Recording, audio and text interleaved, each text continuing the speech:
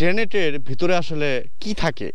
আমরা তো জানি যে বুলেটের ভিতরে অনেক কাঁচালো মানে সুচ থাকে, অনেক কিছু থাকে।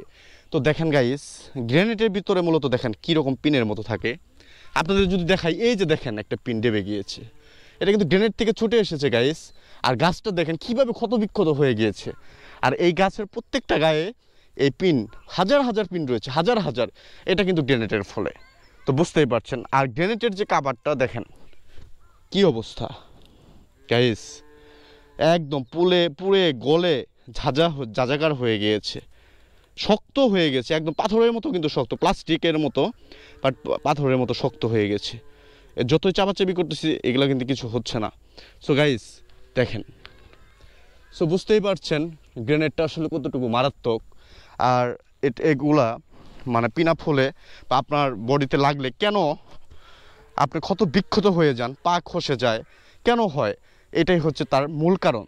সো গাইস, আশা করি গ্রেনেড সম্পর্কে আপনারা পূর্ণাঙ্গ ধারণা পেয়েছেন। আপনাদের ইনশাআল্লাহ ভিডিওটি ভালো লাগবে।